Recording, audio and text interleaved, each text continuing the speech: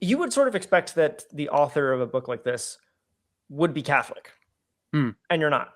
I believe that God can work through any body in any era for his purposes. That includes the Catholic Church, especially in the medieval time. I have Thomas, the main character, mostly he talks to God and pretty much only to God.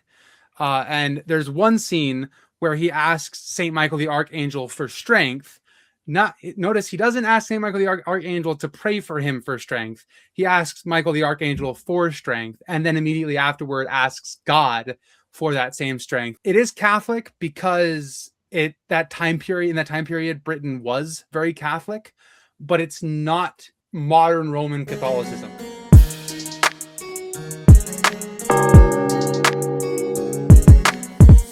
Lie. It has been a little bit of a time since we last started. It has, yes. Yes. Anyway, we've been busy the last few weeks as one of our members got married, and we were still catching up on things. So I think the plan is we'll pick up the regular streaming up end of this month, I think, right? Mm-hmm. You know, I was thinking, I wanted to talk to you about this. One of us should probably go read the book of Enoch or something, because that might be fun. Yeah, I've had that on my want to read list, because I want to actually read it rather than hearing a bunch of other people say what's in there. Yes. I mean, it seems like it's becoming more relevant now with all the weird alien stuff showing up. So anyway, but we got something less wacky to talk about today, because I was on Twitter a couple months ago and doing kind of shilling my book and such, and I bumped into this cool guy called A.B. Timothy, and he's a fantasy author based in Tucson, Arizona. He combines his love of his faith and his love of literature to write compelling stories about characters facing real human problems. He's debuting his first fantasy tale this May called The Shards of Arthur's Shield, which I have backed. The Kickstarter is over now, unfortunately, so sorry, Al, we couldn't show you a thing on the podcast here. But anyway, it is coming out. So by the time this goes live, very shortly, the book will be released and you'll be able to purchase on Amazon. I'm looking forward to reading it. So anyway, thank you so much for coming on, Al. This is good. I've been wanting to do this for a while. For sure. Yeah. Thanks for having me on. Cool. So to kind of get started, since this is a podcast where we talk about the faith and such, it'd be great if you could talk a bit about your religious background, maybe your testimony, that sort of thing. Sure. So when I was about 7 years old, for a couple of years, I have been dealing with pretty consistent night terrors or nightmares, depending on what you want to call them. And it was a consistent theme of death in these night dreams, these terrors or nightmares, whatever you want to call them. And it didn't really make any sense to me until after I got saved. So as a Baptist, a member of the Baptist church, I believe in the idea of once saved, always saved. And so I was saved when I was around 7 years old. I was baptized shortly later. But I realized, thinking back on it a few years ago, after I got saved, after I confessed faith in Christ and accepted him as savior of my life, those nightmares stopped. It's not to say that I never had a weird dream again, or that I was never scared of my dreams again. It's just those ones in particular, the ones that were heavy on the theme of death, despair, and damnation, those ones vanished, which is awesome. And that's kind of how I tell people about my testimony, because I was saved pretty young, so I don't have one of these bombastic testimonies of, I was hard in drugs, I was addicted to alcohol or whatever, and God saved me out of it. But I do believe that everyone's testimony has value, even if you were raised in the church and you were just kind of accepted it because it was the thing to do. And that's a good thing. It's good to know that there's families out there raising people solidly in the faith who just kind of get it and accept it. And so that's where I come from. Yeah, that's one thing our father has talked about sometimes, is like, especially for people who grow up in the faith, is oftentimes our faith journey isn't like this one big massive break where you decide for Christ. I would say there's one time where I definitely gave everything I was going for God, right? But oftentimes if you trace the path, it's a lot of these little steps that you end up taking, these kind of little explosions of faith until you get to the spot where you fully give everything to him. So anyway, it totally makes sense to me. But the reason we brought you on here is because obviously I am trying to write a Christian fantasy book. Tim and I, of course, talk about art a lot on this thing, and Tim's supposed to be writing one, but I got to keep getting him to write because it's a really good idea. But anyway, we wanted to bring you on here because you're writing a really cool fantasy story. So could you tell about like how you got into writing and got into, all that stuff? Sure. So I don't really know if there's a clear moment where I went from no interest in writing to writing. The earliest form of creativity that I remember, this is kind of a niche reference, but here in Tucson, we have a grocery store called Bash's'. I'm not sure where else they are in the world, in the country, if they are anywhere else. But this grocery store had like little kid clubs that parents could drop their kids off at while they went and shopped.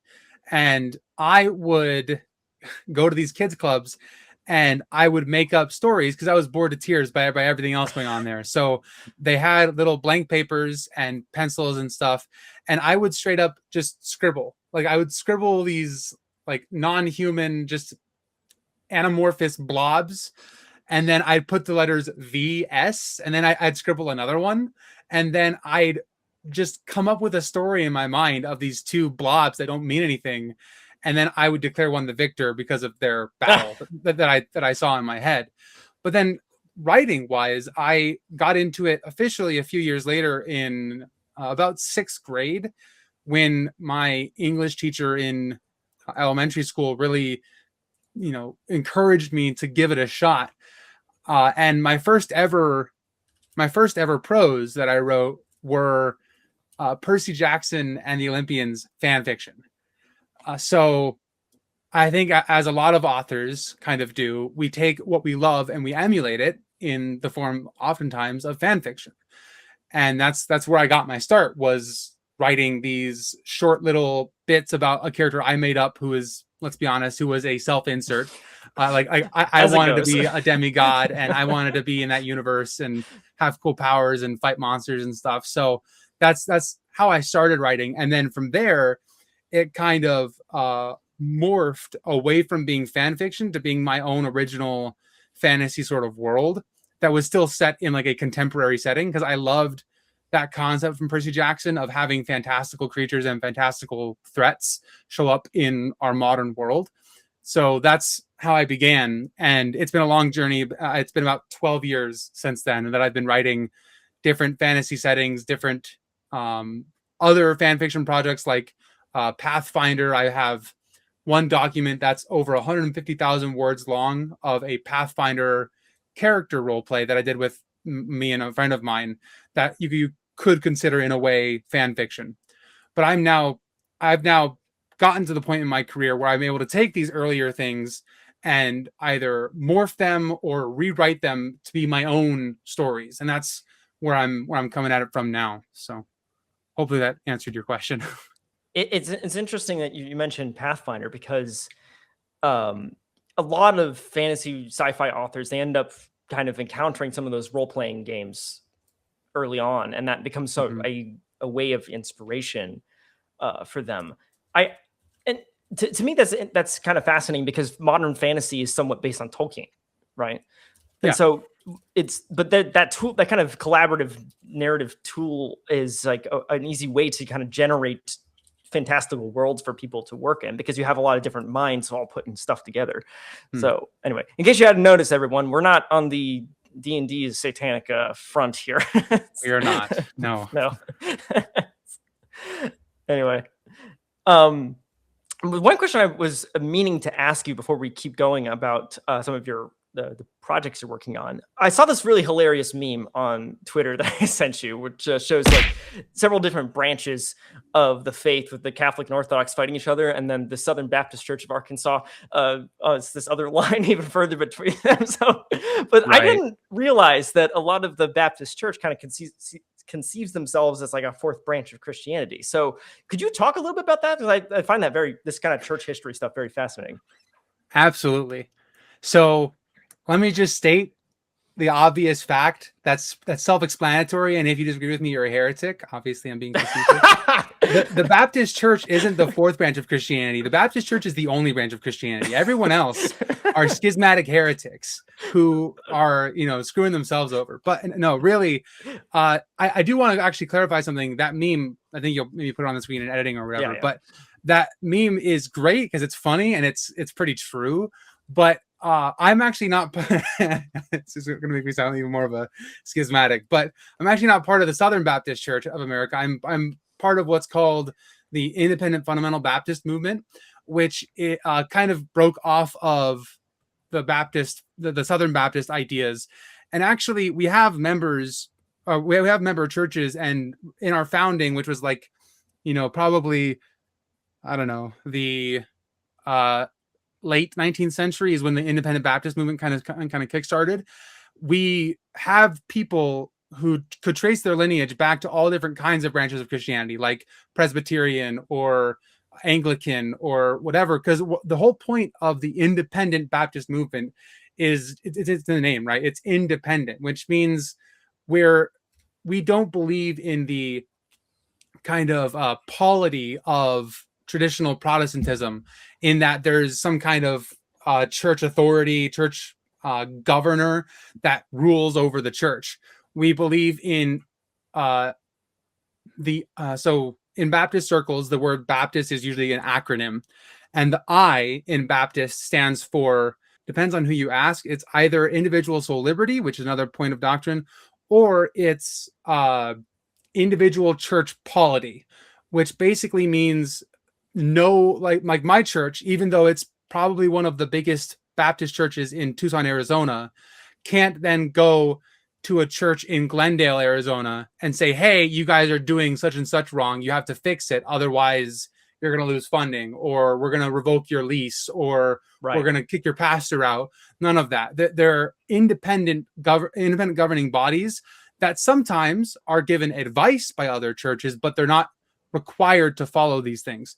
We find a lot of our beliefs and our ideas from Scripture, obviously, as I think most denominations would claim, in this idea of Paul wrote to individual churches. He wrote to areas, to like the churches of Galatia. For example, Galatia was a region. It wasn't necessarily just one church, but it was the saved believers in Galatia. But besides that, he wrote to like Ephesus or Corinth or the church at Philippi, and John even wrote to the seven candlesticks, the seven churches of Revelation.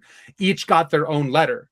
God or Christ, who was giving the revelation to John, didn't say, all right, write this one letter for all the church because I'm now establishing the Catholic Church, or lowercase c Catholic Universal.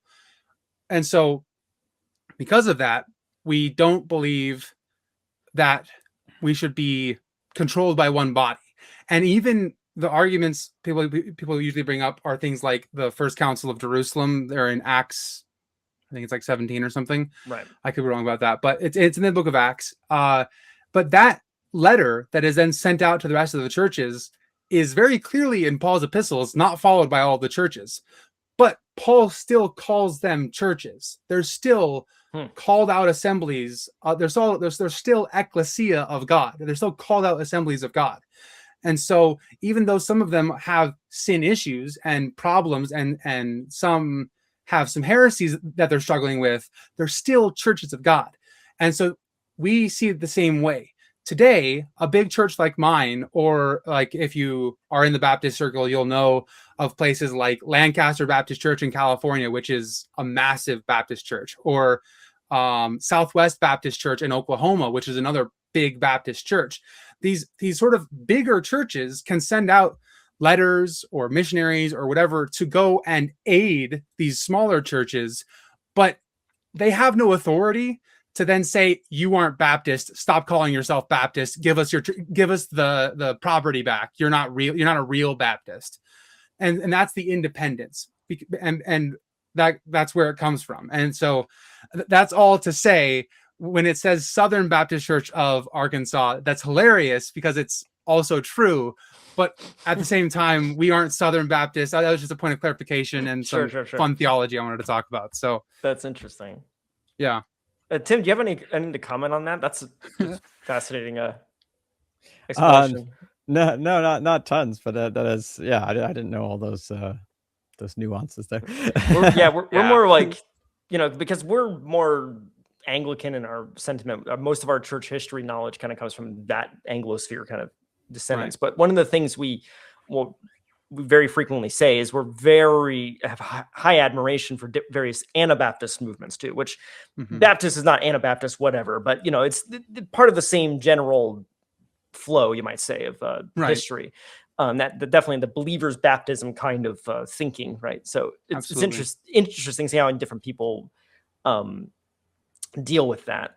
Right. And to the point of the Anabaptists, like, don't get me wrong, a lot of their doctrine's pretty good. I mean, some of them have become like the Amish, I believe, today, which is it's a bit out there, but we love the Amish, right? Look at their test scores, look at their lack of mental health issues, it speaks for itself. But the Anabaptist, so the word Anabaptist means re-baptizers. And that's where the Baptist movement gets its origins in a lot of ways, because we rebaptize. And it's funny because among Baptists, we actually have a pretty low view of baptism in the Protestant spheres.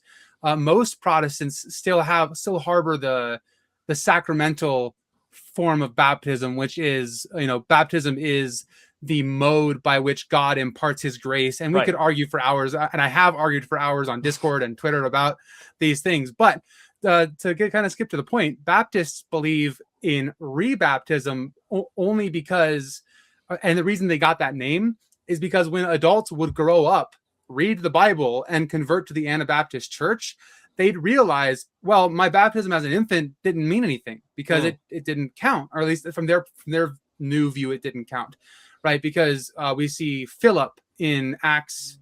Again, in the book of Acts, I can't remember the exact chapter, I apologize. But in the book of Acts, Philip evangelizes to the Ethiopian eunuch, and the eunuch says, "What doth hinder me to be baptized?" And Philip says, "If thou believest, thou mayest." And so the belief of the Anabaptist is that those who then come into the faith and believe in Christ as their savior as adults are then re-baptized, quote unquote, into a baptism, into a different form of baptism. And so, we Baptists get our name from that movement, but the reason, and this is something that was in the outline, kind of that's why I'm going into it. The reason we don't oftentimes consider ourselves Protestant is because among Baptist theologians, we can trace the lineage of our beliefs throughout church history. The Waldensians, the Paulicians. There's several sects of Christianity that were persecuted heavily by the Catholic Church, which harbor many of our ideals and many of our beliefs throughout time. Now, do we agree with everything they believed? Oftentimes, no. But it's to show that the through line, or the nervous system of our faith, has been present from the time of the apostles through to the modern day. And so where Protestants, a lot of Protestants find the beginnings of their church or their movements in the 1500s, Baptists would argue that our movement was founded when John the Baptist baptized Christ and began the ordinance of baptism. And so that's kind of to explore the Protestant Baptist distinction that you talked about in the outline, and I just wanted to clarify all that. So yeah, that's really fascinating. That's all super fascinating, interesting. Now, but to get on to our main topic for today, though, which is the book you're writing, because I think it's, for me, we're very interested in religious art. We're very interested in expressing the faith through stories, through art and such. And obviously, it's just abundantly obvious, both to Tim and I, that the quality of stuff out there is terrible. And I don't even know if you saw right now on Twitter, there's kind of this big controversy happening with Angel Studios, because it seems that the new Animal Farm appears to be like completely leftist. And like, how did that happen? Did they not consult the guild members or something? Like, it's very, Yeah. So that's why I wanted to bring you on here, is because you're writing a Arthurian fantasy, and it seems like a really interesting, unique idea. So go for it. Give me the pitch. Okay, so the pitch, that's difficult. So I know. it is Arthurian in the vein of the Pendragon Cycle by Stephen R. Lawhead.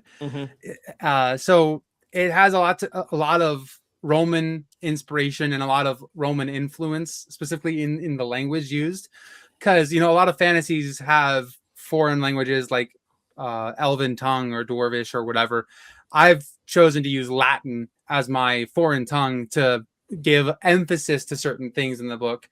And so throughout it, you'll find references to Latin, and there's many Latin phrases. In fact, there's so many that at the end of the book I have in the second appendices, the Appendix B, is a gallery of translations. So if you're unfamiliar with the Latin, you can flip to the back of the book and read, except one. There's one form of Latin, or there's one Latin phrase which is not given a translation, basically because the translation is revealed in the text later. And also it's a more ancient form of Latin. So it's like old Latin compared to the rest of it, which is kind of like modern Latin. So there's a couple reasons there, but it's an Arthurian tale in the vein of Latin heritage and the Romans and all these things. And so it's called The Shards of Arthur's Shield, because the great quest in the book is to gather the shards of the former king's shield and reassemble them to proclaim yourself king. There's many references in the book where basically they say no longer is pulling a hunk of metal out of the ground enough to crown yourself king. You have to prove yourself worthy in a new quest, in a new way. And a lot of this comes from the title that Arthur is given, which is the once and future king. And to basically give it the elevator pitch, a young boy lives a life of poverty and acceptance of fate until one day he finds a sword in the woods and his life is changed forever. Shortly after finding the sword, he's called to the great city of Camelot to participate in the King's Call, which is a series of games, where he is then selected to be sent out on the quest and become a seeker of the shield. And it is on this quest that he discovers what it means to be Arthur come again. And to sort of wrap that part of it up, the Lady of the Lake, who he meets about halfway through the book, the Lady of the Lake asks him, was John the Baptist Elijah? Right. And that question permeates throughout the rest of Thomas, that being the boy, Thomas's adventure. Is he has to wrestle with his identity, because in the 400 years that people have been looking for the shards, no one has found a single shard, and now he's found two of them. So it's clear that he has some kind of destiny about him, and he has to struggle with what it means to be Arthur and what it means to be Thomas at the same time. And that's sort of the pitch. And it's like you said in sort of my introduction, it's a fantasy story about real people struggling with real things like identity issues and who am I, and asking those real human questions. And I would say in the vein of it being religious, it's not preachy. Like I would have to, let you know, if you're listening to this and you're worried about getting preached at, it's not. You won't find a sermon, you won't find an altar call or a confession of faith, really, but it's medieval. And believe it or not, medieval people were religious. And so Thomas goes to mass. Thomas goes to confession. He partakes in the Holy Sacrament. And he does these things that are simply part of his culture. He doesn't do them because they're part of his culture. He does them because he loves his God and wants to, be a good Christian. But you have to come at it from the real perspective of it's a medieval fantasy. people are living in the medieval times and they're going to go to church because that's what people in the medieval era did. But yeah, that's sort of my presentation of the story, and I can get into more detail on any one of those little things that I shared. So I also don't want to ramble for the whole hour Sure, or of whatever. course. So, Yeah, it's very interesting. But I think what's also kind of curious from an artistic perspective to me is that you would sort of expect that the author of a book like this would be Catholic, and you're not. You would. I'm not. Right. And so, like, how do you square that? Because the tension that I would feel as like a Protestant myself is there would be a huge temptation to sort of have a character who's a mouthpiece for my own opinions on these things, right? So, like, Sure. Yeah. How do you, as an artist, how do you deal with that problem? So I deal with it in the perspective, or in the way that I believe that God can work through anybody in any era for his purposes. That includes the Catholic Church, especially in the medieval time. I think the Catholic Church was a great bulwark against heresy and against, well, it wouldn't have been called secular humanism back then. It would have been things like witchcraft or, personalism or whatever. And so there are many things that I respect about the Catholic Church. The way I square it is I have Thomas, the main character, mostly he talks to God and pretty much only to God. And there's one scene where he asks Saint Michael the Archangel for strength. Notice he doesn't ask Saint Michael the Archangel to pray for him for strength. He asks Michael the Archangel for strength, and then immediately afterward asks God for that same strength. And so it is Catholic because in that time period, Britain was very Catholic, but it's not modern Roman Catholicism. There's never once, and this is important to me because I wouldn't dare. There's never once anyone bowing down to a statue of Mary, for example. There's never any reverence given to saints where it should be given to God.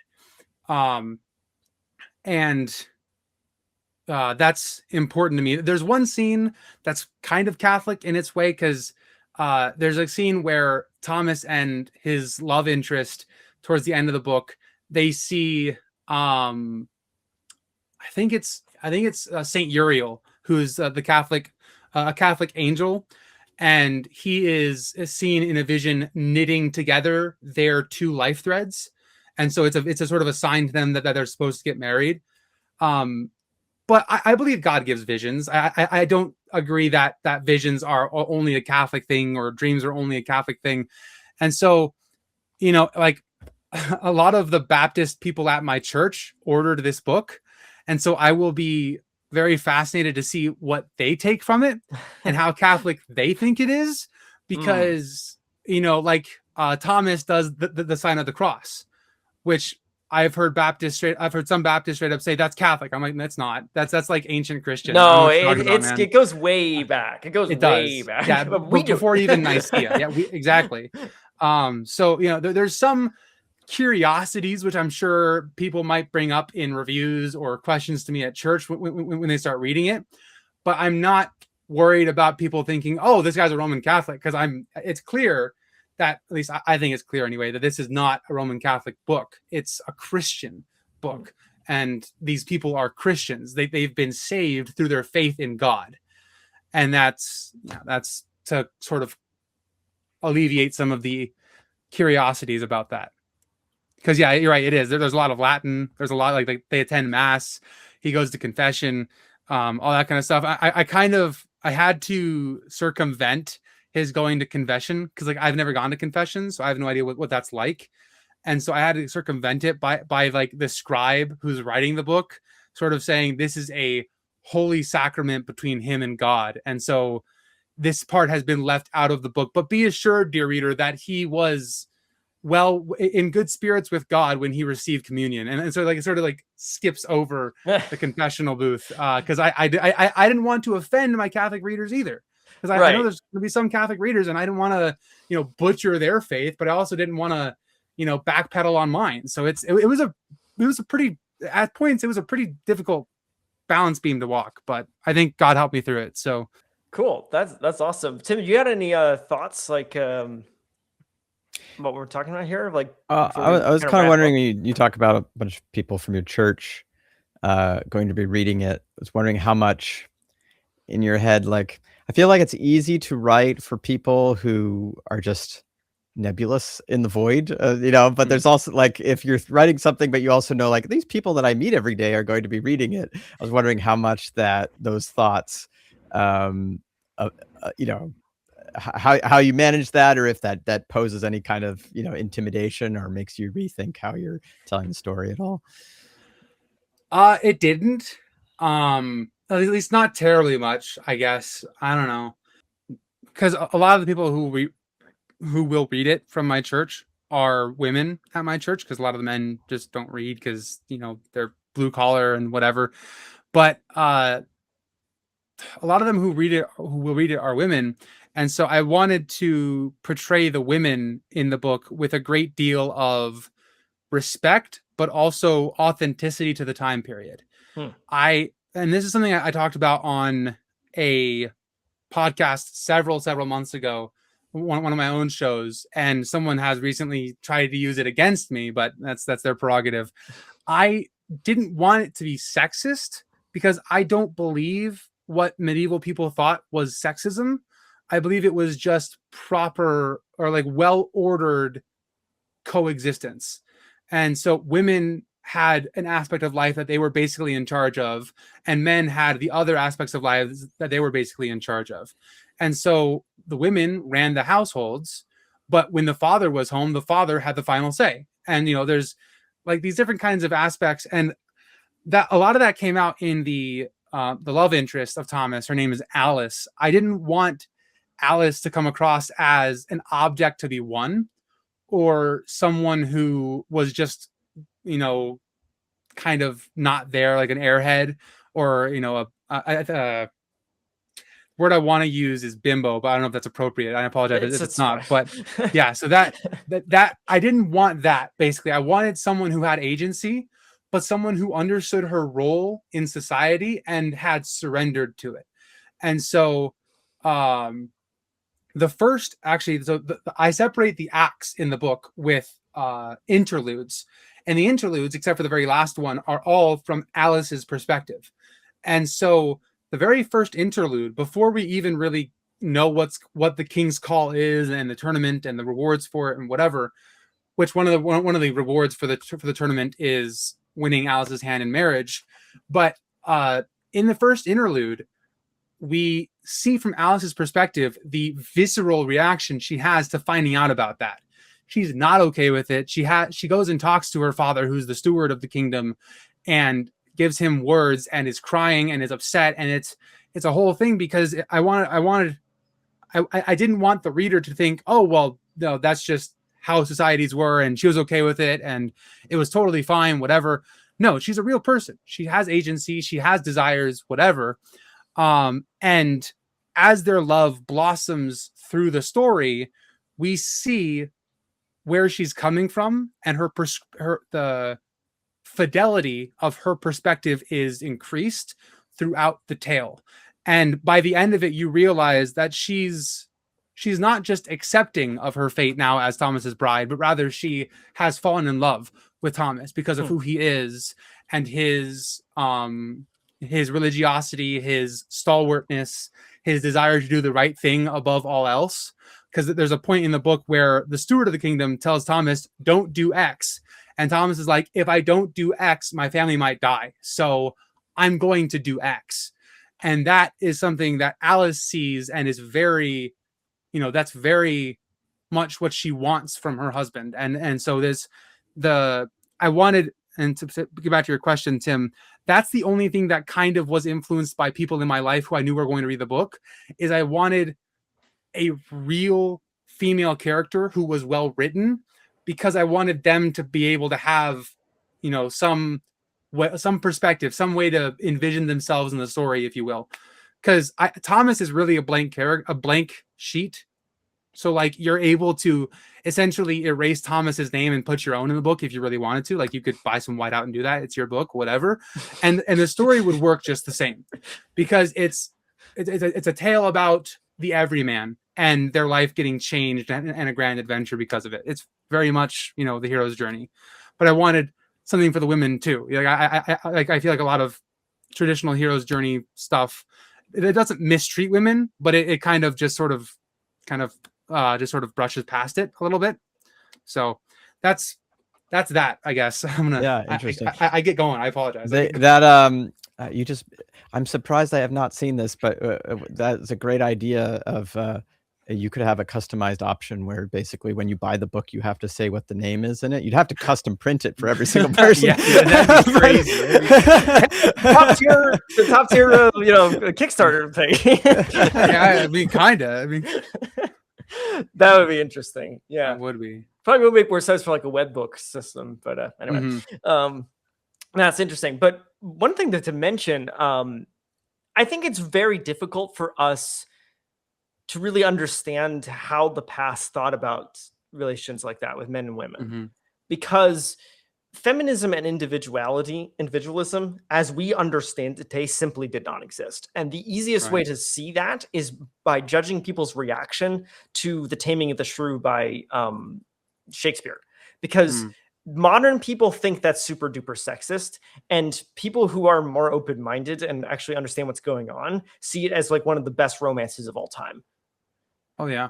Yeah. So, and I mean, we could spend an entire episode just analyzing that. So the best I can say here is that to give like this, the briefest of explanation for my audience, if you're aware of what the plot already is, it's not Beauty and the Beast, it's Beauty is the Beast. And so in order for Kate to become someone who is lovable, she has to be tamed and disciplined by this masochist, not masochist, misogynist. Thank you. That's the word I'm looking for. Yes, she has to be tamed by a misogynist. But by the end of the story, both of them end up fitting into a traditional masculine versus feminine role and flourish because of it, right? And that's what she's talking about at the end of the thing. It has nothing to do with like women lacking independence or anything like that. It's entirely that Shakespeare has a traditional understanding of what the gender roles should be. Fie, unknit that threatening, unkind brow, and dart not scornful glances from those eyes to wound thy lord, thy king, thy governor. It blots thy beauty, as frost do bite the meads.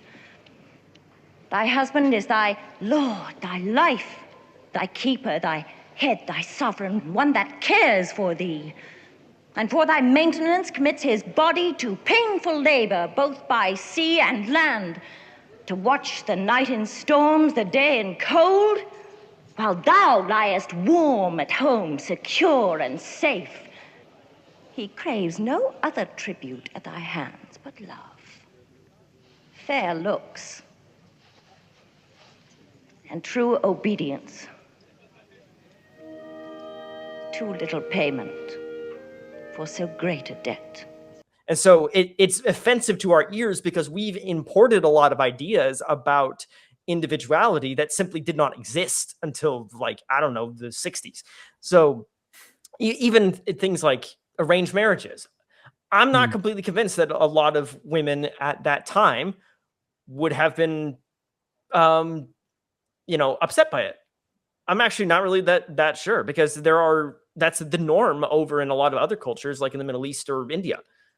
And it's that that's because they think about it in a completely different way. It's like an alliance of multiple families, for example. It's not, a personal choice thing the way we conceive of it. It's more that by me marrying this particular person, I am strengthening the bonds of our family's, wealth or honor or, whatever, right? It's not even the calculus is something completely different. So anyway, it's interesting that you say that and you bring that up in the story. I think it makes it really interesting as a character. But it also to me reveals that it's just so hard for us to get into that past mindset and really understand how they thought about things, because to us, basically the Middle Ages are aliens.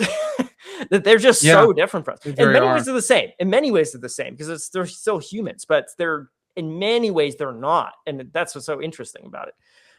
Yeah, I mean, I have it pulled up here. The you said I'm not sure women would be upset by it, whatever. But that's something that I kind of am sort of playing with the trope a little bit, because to a modern perspective, we would say, oh well, of course a woman would be upset, and so Right. she'd be upset and yelling at her father, whatever. But then as you read the story, it deepens. It's not just the fact that she didn't want to get she didn't want to be given away in marriage. In fact, let me see where it says the let me see. So here in chapter 16, a hero's reprieve. So it's hero's reprieve. The chapter is all about learning more about these characters and deepening your understanding of these characters. And Alice has a sort of monologue, which is given as sort of a breakaway from her perspective. And towards the end of it, the reason she's even in Camelot and not, for example, like pursuing a vocation, because she had that option where she could have pursued a vocation and not, like, you know, basically forwent marriage entirely. But the reason she's back in Camelot and the reason she's upset by the fact that she's being given away in marriage is because she was at one point an adept or like an initiate in a monastery. She wanted to become a nun because she wanted to get away from this idea of being given away in marriage. She didn't like that. She didn't feel it was for her.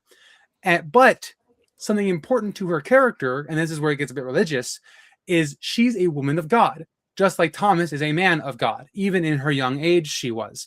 And so she prays at the end of her breakaway. She says, God, if this is not your will for me, send me a sign, make it plain that I am to return to Camelot and serve under my father. If you do, I will repent of this vocational path and return home to seek his forgiveness. And as she says amen and gets up from that prayer, there's a knock on the door. And who's at the door? It's her nurse from Camelot who had found her in the monastery. And so this is a resignation. And she's surrendering to the idea of being a princess and everything that means. And so when she finds out that she's going to be handed away in marriage for a reward in this tournament, think about Jonah and how Jonah responded to God doing what he said he would do. Because God said, if these people repent, I will turn away from my wrath. And Jonah was furious. He was like, how could you, God? Like, I went in there, I said 4 words, and I walked out, and now you're not burning the city? Come on, let's go. Exactly. But she is doing the same thing. She said, I'll repent of this vocational path, and I'll return home and seek forgiveness. And she does. She fulfills her end of the bargain. But then when God actually shows up and says, all right, you get your husband's on his way, she's like, no, I didn't think we'd go that far. And so I'm trying to write real people, as I said. And so there's a lot of depth in these chapters that I think you'll really enjoy. And I think these readers will really enjoy, that show these characters are human. They're just like you. Well, I'm writing them to be real people. And so, and that's the goal, is if you can see yourself in it, or, feel yourself in it, that's I will have done my job. Cool. Essentially. Well, to that end, where can people find you? Totally. I'm all over the place. I have a website. You can find me on abtimothy.com. Again, that's just my name. So abtimothy.com. And you can find me on X at abtimothyauthor, no spaces, just abtimothyauthor. On YouTube, I have a YouTube channel where I host my own podcast called the Keeping the Beacon Lit podcast. The YouTube channel is, again, called AB Timothy. And you can find my book on Amazon, and likely it will be up for pre-order by the time this goes live. So check that out. And you can find me there, and feel free to send me a message or send me an email. All of my contact information is pretty much everywhere, so feel free. Now, I will add that you have been generous enough to have me on the this Keeping the Beacons Lit podcast to go ramble about the Kappa Element and C.S. Lewis, and I'm sure Indeed. completely befuddle every other person in the room about what I am talking about with symbolism and everything. So anyway, It was a good time. you can watch my episodes, but I don't know if they're any good, so whatever. But anyway, it's a great show. If you have They're some of the best. okay. Right. Anyway, last episode we were talking about prayer and the kind of routines of a monastic order and such. So if you are interested, you can go click on that video right here, and we'll see you guys over there.